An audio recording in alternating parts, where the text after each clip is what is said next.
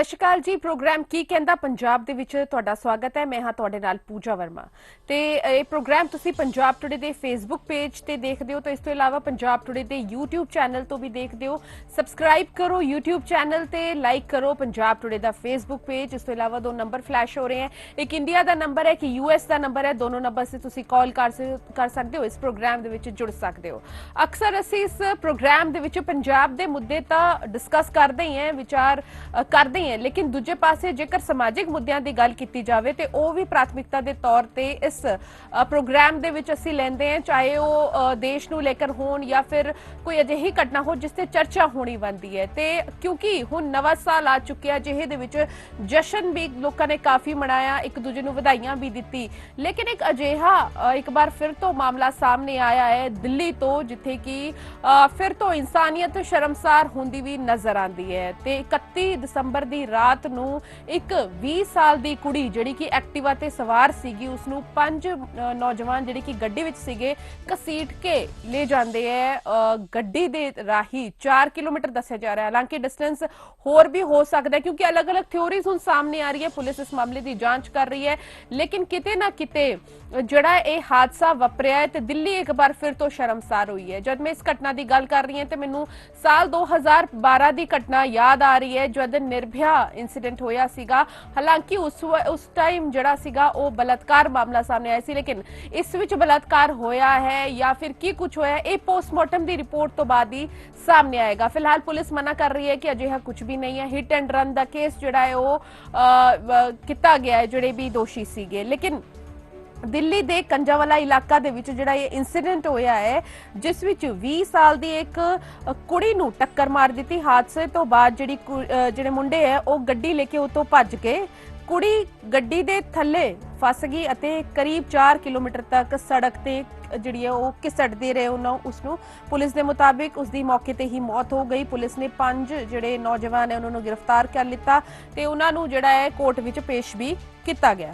Delhi police की जिहड़ी PRO है सुमन अलवा, उन्होंने दस्सिया कि कुछ चैनल इस केस विच रेप अते मर्डर की धारावां नूं FIR में शामिल होने की खबर चला रहे। गलत है। पीड़ित परिवार की भी मांग है कि इन्हां धारावां नूं जांच विच शामिल किया जाए। मैडिकल बोर्ड बॉडी की ऑटोपसी करेगी, रिपोर्ट आने तो बाद ही आगे की कार्रवाई होगी। लेकिन हुण इस विच दिल्ली पुलिस की थ्योरी भी घेरे विच है। क्यों? क्योंकि पुलिस का कहना है कि जानलेवा एक्सीडेंट है, लेकिन परिवार वाले कह रहे हैं कि ये मर्डर है। पीड़ित की मां का कहना है कि वो बहुत सारे कपड़े जिहड़ी है पा के गई सीगी, लेकिन जब उसकी बॉडी मिली तो पूरी तरीके दे नाल नेकेड सीगी, एक भी कपड़ा उसदे शरीर ते नहीं मिलिया। आखिर इदा किस तरीके दे नाल एक्सीडेंट होया, इस सवालों के घेरे विच जिहड़ा है। इस तो इलावा हुण जिहड़ी CCTV फुटेज सामने आई है, उस विच गड्डी दे थल्ले जिहड़ी कुड़ी सीगी उसनूं घिसटदे देखा जा सकता है। मीडिया रिपोर्ट्स के मुताबिक 4 किलोमीटर तक जिहड़ी कुड़ी है वो गड्डी विच फसी रही ते जिस तरीके दे नाल इस पूरे हादसे दौरान कुड़ी दी जिहड़ी पिठ है ते सिर है उसदी हड्डियां बुरी तरीके दे नाल घिस गई सड़क दे नाल ते मांस तक नज़र आ रहा सी। दोनों पैरां दी हड्डियां भी टुट गई है, जिस तो बेहद ही दर्दनाक उसकी मौत हुई है, इसका अंदाज़ा लगाया जा सकता है।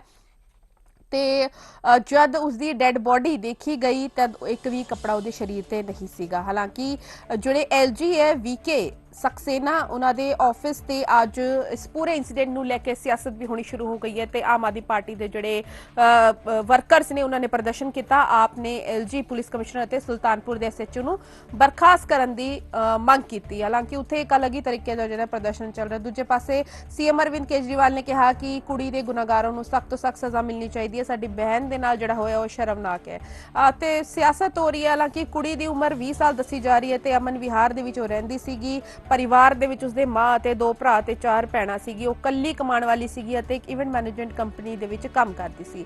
न्यू ईयर ते भी एक इवेंट विच काम तो बाद घर तो निकली सीगी, काम करके घर जा रही सी। अजे दस्सिया जा रहा है कि शनिवार रविवार की रात वो अजे ही एक फंक्शन तो वापस आ रही सी, और स्कूटी तो अपने घर आ रही सी। उसी दौरान आरोपियों ने जिहड़े हैं उसने गल करिए तो एक्सीडेंट हो गया तो इस तरीके दे नाल उसदी जिहड़ी है मौत हो गई, दर्दनाक मौत। ਪੁਲਿਸ ਪਰਿਵਾਰ ਜਿਹੜਾ ਹੈ ਪੁਲਿਸ ਦੀ ਜਾਂਚ ਤੋਂ ਸੰਤੁਸ਼ਟ ਨਹੀਂ ਹੈ। ਉਹਨਾਂ ਦਾ ਇਹੀ ਕਹਿਣਾ ਹੈ ਕਿ ਇਹ ਕੇਸ ਨਿਰਭਇਆ ਜਿਹਾ ਕੇਸ ਹੈ। ਹਾਲਾਂਕਿ ਉਹਨਾਂ ਨੇ ਕਿਹਾ ਕਿ ਇਹ ਰੇਪ ਤੋਂ ਬਾਅਦ ਮਰਡਰ ਦਾ ਮਾਮਲਾ ਲੱਗ ਰਿਹਾ ਉਹਨਾਂ ਨੂੰ, ਉਸਦੇ ਕੱਪੜੇ ਫਟ ਨਹੀਂ ਸਕਦੇ। ਏਦਾਂ ਕਿਸ ਤਰੀਕੇ ਦੇ ਨਾਲ ਉਹਦੇ ਕੱਪੜੇ ਫਟ ਗਏ ਕਿ ਉਸਦੇ ਸਰੀਰ ਤੇ ਇੱਕ ਵੀ ਕੱਪੜਾ ਨਹੀਂ ਮਿਲਿਆ। ਤੇ ਹਾਲਾਂਕਿ ਉਹਨਾਂ ਨੇ ਨਿਆਂ ਦੀ ਮੰਗ ਕੀਤੀ। ਉਹਨੇ ਕਿਹਾ ਕਿ ਉਹਨਾਂ ਨੂੰ ਨਿਆਂ ਮਿਲਣਾ ਚਾਹੀਦਾ। ਹੁਣ ਦਿੱਲੀ ਪੁਲਿਸ ਦੀ ਗੱਲ ਕਰਦੇ ਤਾਂ ਡੀਸੀਪੀ ਹਰਿੰਦਰ ਸਿੰਘ ਨੇ ਦੱਸਿਆ ਕਿ ਕੰਜਾਵਾਲਾ ਇਲਾਕਾ ਰੋਹਿਣੀ ਜ਼ਿਲ੍ਹੇ ਦਾ ਹੈ। ਉੱਥੋਂ ਇੱਕ ਕਾਲ ਆਈ ਸੀਗੀ ਜਿਸ ਵਿੱਚ ਦੱਸਿਆ ਗਿਆ ਕਿ ਕਾਰ ਤੋਂ ਇੱਕ ਆਦਮੀ ਲਟਕਾ ਹੋਇਆ ਹੈ, ਖਿੱਚ ਜਾ ਰਿਹਾ ਹੈ। ਇਸ ਤੇ ਜਦ ਪੁਲਿਸ ਉੱਥੇ ਵੈਰੀਫਾਈ ਕਰਨ ਪਹੁੰਚੀ ਤੇ ਗੱਡੀ ਦਾ ਨੰਬਰ ਉਹਨਾਂ ਨੂੰ ਮਿਲਿਆ।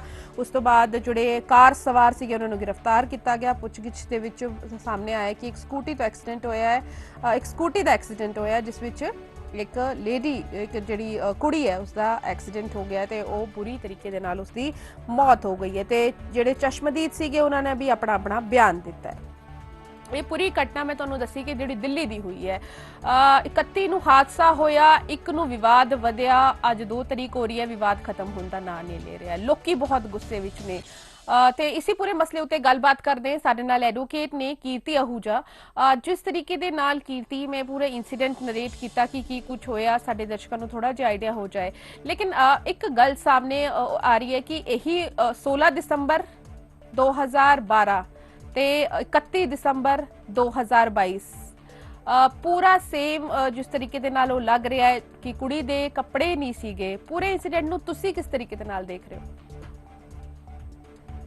देखिए, पहली नजर में इसको नेग्लिजेंट एक्ट तो नहीं बोलना चाहिए। काफी लोग इसमें बोल रहे हैं कि ये एक हिट एंड रन केस है और जो है कि नॉर्मल एक्सीडेंट केस है।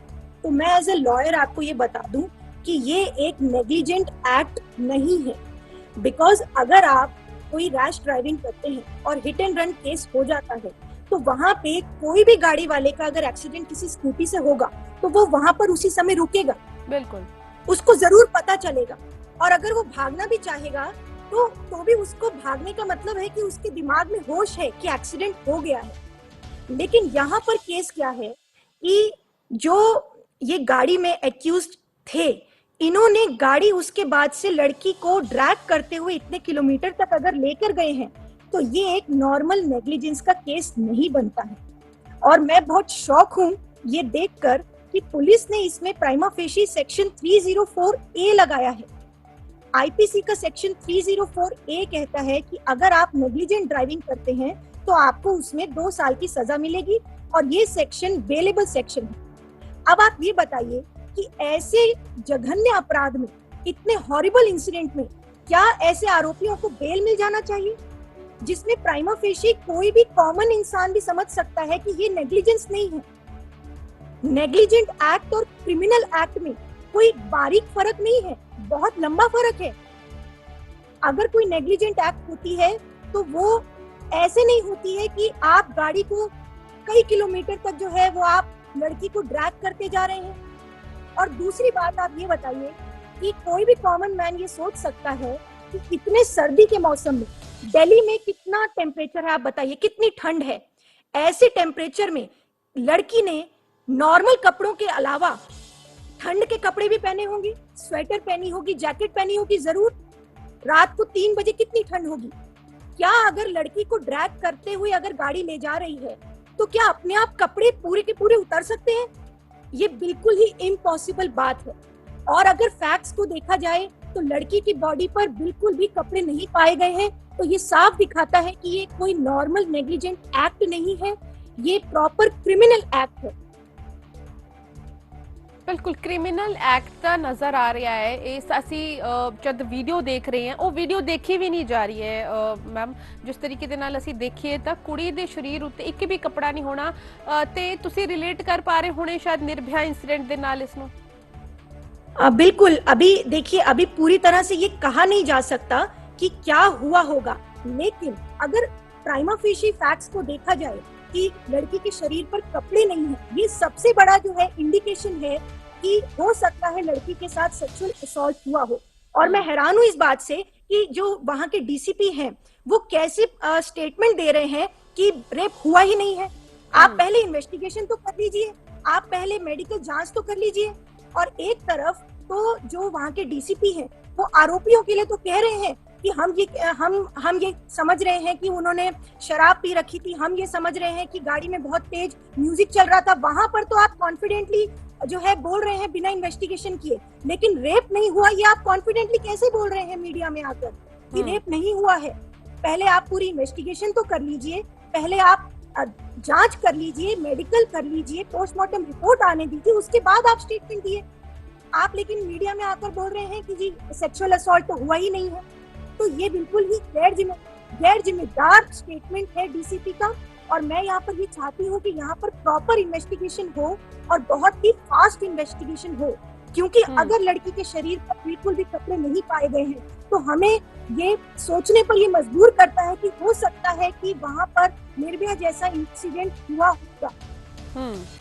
बिल्कुल, इस गल तो ਅਸੀਂ ਕਿਸੇ ਵੀ ਤਰੀਕੇ ਦੇ ਨਾਲ ਰਿਲੇਟ ਕਰ ਪਾ ਰਹੇ ਹਾਂ, ਕਿਉਂਕਿ ਚਾਹੇ ਇੱਕ ਸਮਾਜ ਤੇ ਅਸੀਂ ਸਾਰੇ ਰਹਿੰਦੇ ਹਾਂ, ਜਾਂ ਇਹ ਸੋਚ ਲਓ ਕਿ ਸ਼ਾਇਦ ਅਸੀਂ ਫੀਮੇਲਸ ਹਾਂ ਤੇ ਸ਼ਾਇਦ ਉਸ ਕੁੜੀ ਦਾ ਦਰਦ ਸਮਝ ਪਾ ਰਹੇ ਹੋਣ ਕਿ ਆਖਿਰ ਉਸਨੇ ਆਪਣੇ ਆਖਰੀ ਮੂਮੈਂਟਸ ਕਿਸ ਤਰੀਕੇ ਦੇ ਨਾਲ ਜਿੱਤੇ। ਲੇਕਿਨ ਇੱਕ ਸਮਾਜਿਕ ਤੌਰ ਤੇ ਗੱਲ ਕਰੀਏ ਮੈਮ, ਜਦ ਅਸੀਂ ਇਸ ਤਰੀਕੇ ਨਾਲ ਇਨਸੀਡੈਂਟ ਕਰਦੇ ਹਾਂ, ਸਾਨੂੰ ਪਤਾ ਲੱਗ ਜਾਂਦਾ ਜੇ ਸਾਡੀ ਗੱਡੀ ਦੇ ਨਾਲ ਕੋਈ ਟਕਰਾ ਜਾਂਦਾ ਹੈ, ਅਸੀਂ ਫਿਰ ਵੀ ਨਹੀਂ ਰੁਕ ਰਹੇ ਤੇ ਇਹ ਕਿਸ ਤਰੀਕੇ ਦੀ ਇਨਸਾਨੀਅਤ ਅਸੀਂ ਦੇਖ ਪਾ ਰਹੇ ਹੁਣ ਅੱਜ ਦੇ ਸਮੇਂ ਦੇ ਵਿੱਚ। जी बिल्कुल, ये तो इंसानियत को शर्मसार करने वाली चीज है। और इसमें सिर्फ लॉ की ही बात नहीं, यहाँ पर ये भी बात सोचने वाली है कि जो मेंटालिटी हमारे समाज में होती जा रही है कि क्राइम करने में किसी को डर ही नहीं लग रहा है। क्यों नहीं डर लग रहा है? आप एक तरफ तो जो है कानून को स्ट्रॉन्ग कर रहे हैं, लेकिन कानून का इम्प्लीमेंटेशन ग्राउंड लेवल पर जो है प्रॉपर तरीके से नहीं हो रहा है, इसीलिए कानून के किसी को डर नहीं है, तभी तो ऐसे इंसिडेंट्स हो रहे हैं। दूसरी बात, अगर आप इंसानियत की बात करें तो लोगों के अंदर ये इंसानियत भी खत्म होती जा रही है।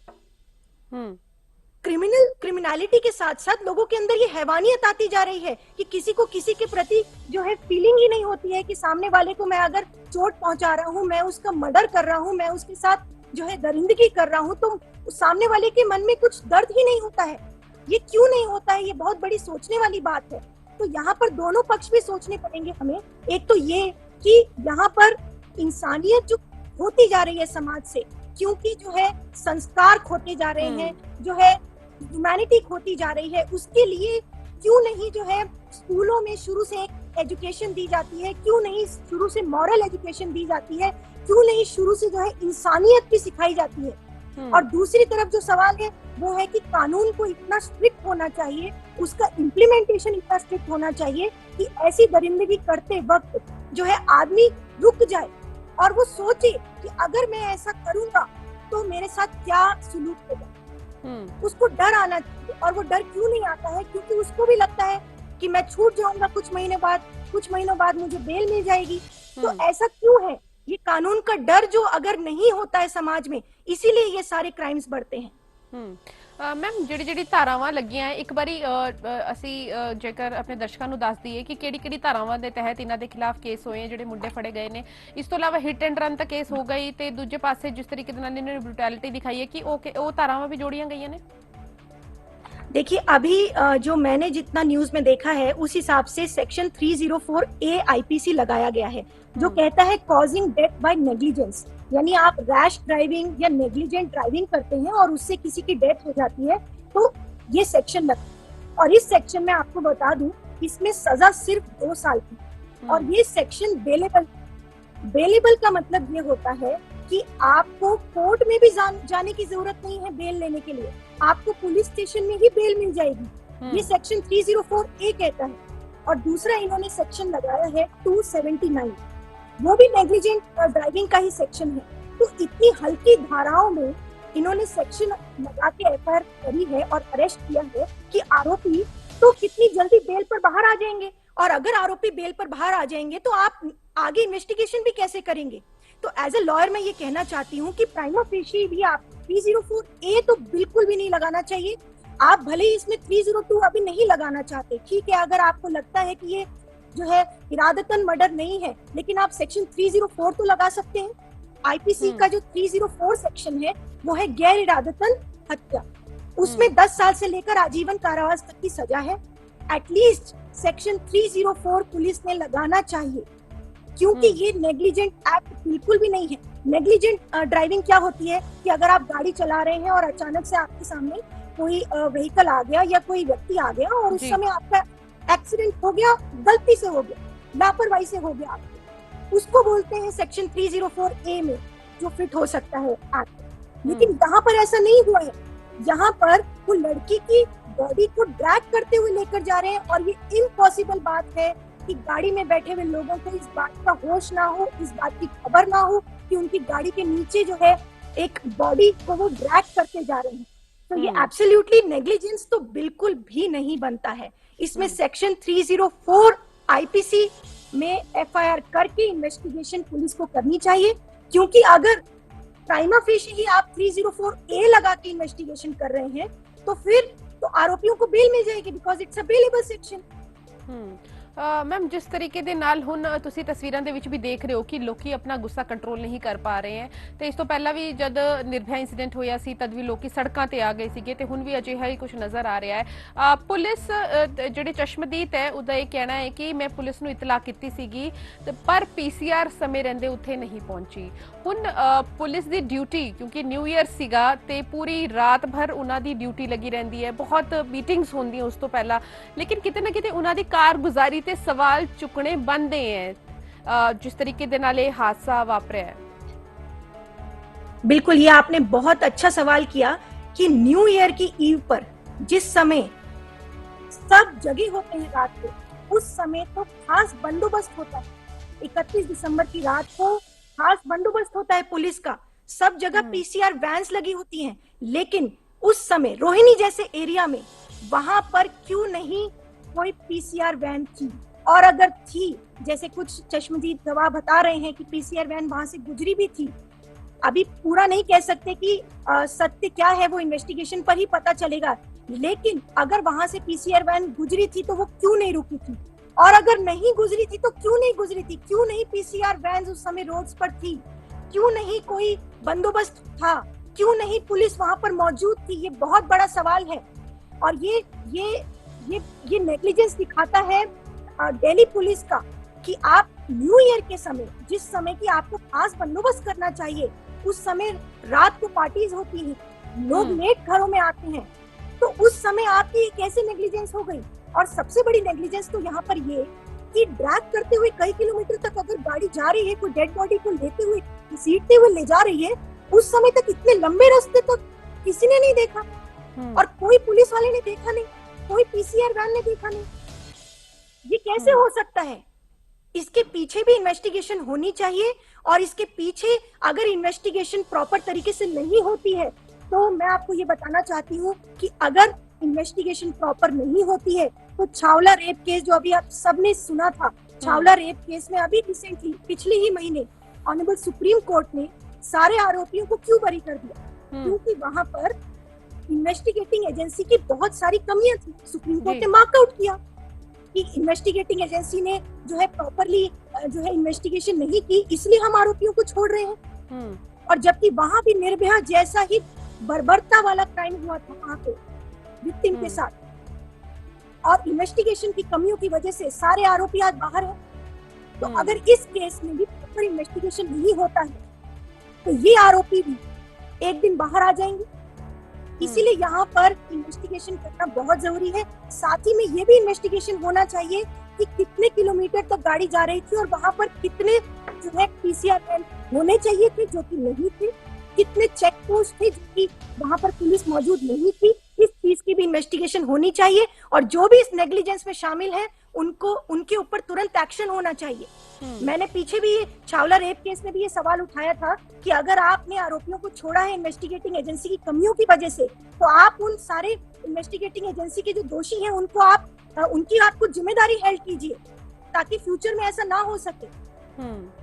बिल्कुल, जिस तरीके दे नाल ये पूरा इंसिडेंट होया है मैम, बहुत ज़्यादा ही एज अ ह्यूमन बीइंग, मतलब I can feel it, I think you can also feel it that ਜੋ ਜਿਹੜਾ ਸਾਰਾ ਕੁਝ ਵੀ ਹੋਇਆ, ਲੇਕਿਨ ਦੂਜੇ ਪਾਸੇ ਸਿਆਸਤ ਹੁਣ ਹੋਣੀ ਸ਼ੁਰੂ ਹੋ ਗਈ ਹੈ ਇਸ ਮਸਲੇ ਨੂੰ ਲੈ ਕੇ। ਇਹ ਪੂਰਾ ਮੁੱਦਾ ਅਜਿਹਾ ਨਾ ਇਦਾਂ ਨਜ਼ਰ ਆ ਰਿਹਾ ਹੁਣ ਸਿਆਸਤ ਦੀ ਭੇਂਟ ਚੜ ਜਾਏਗਾ। ਅਸਲ ਇਨਵੈਸਟੀਗੇਸ਼ਨ ਦੀ ਜਿਹੜੀ ਤੁਸੀਂ ਗੱਲ ਕਰ ਰਹੇ ਹੋ ਉਹ ਸ਼ਾਇਦ ਦੂਜੇ ਪਾਸੇ ਰਹਿ ਜਾਏਗੀ, ਲੇਕਿਨ ਇੱਕ ਪ੍ਰੈਸ਼ਰ ਜਿਹੜਾ ਹੁਣ ਸਰਕਾਰਾਂ ਇੱਕ ਦੂਜੇ ਉੱਤੇ ਕਰਨ ਦੀ ਕੋਸ਼ਿਸ਼ ਕਰ ਰਹੀਆਂ, ਚਾਹੇ ਉਹ ਆਮ ਆਦਮੀ ਪਾਰਟੀ ਬੀਜੇਪੀ ਦੇ ਉੱਤੇ ਕਰ ਰਹੀ ਹੈ।